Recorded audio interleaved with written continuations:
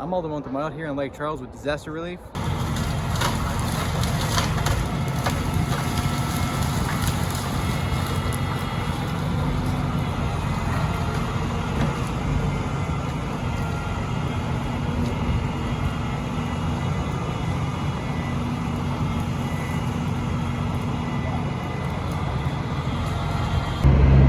Originally from Texas, but I transferred to Houston when I was in 2017. I graduated in 2019, and after that, I joined a trade school for welding.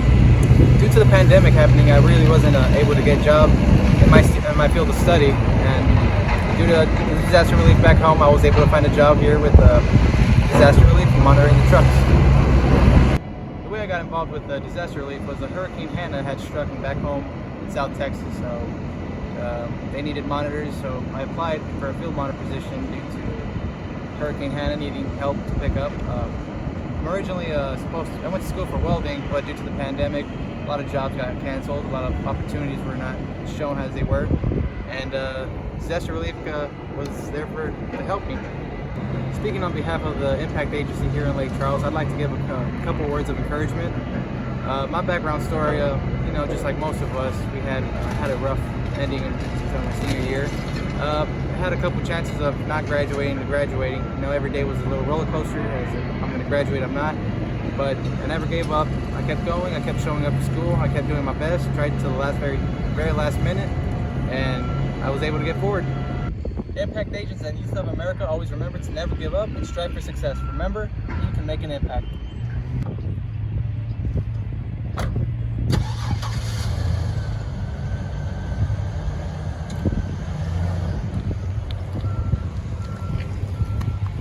Right now we're working in Lake Charles. If you look around, everything's destroyed. You guys get hit by 2 hurricanes.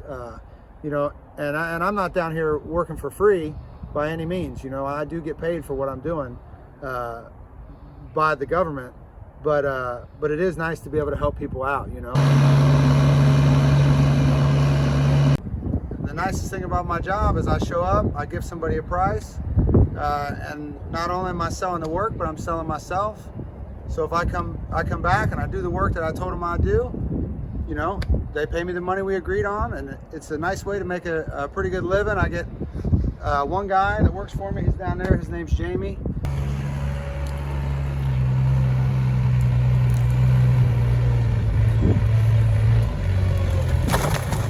Just the 2 of us, we both make pretty decent wages. I pay him about $400 a day, and that's good living for anybody.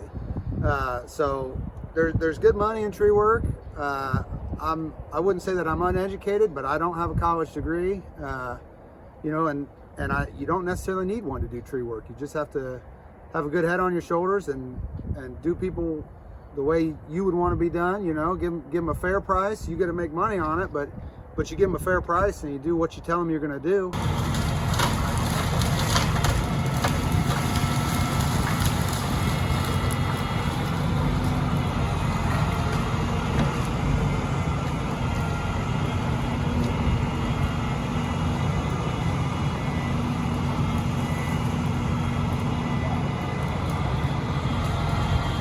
And I've never paid a lot for advertisement at all. I just kind of word of mouth. I talk to one guy, I do a good job. He tells his friend, he tells his wife tells her friend, and I've been able to make a great living. I got a wife and 2 kids at home, and my wife doesn't have to work.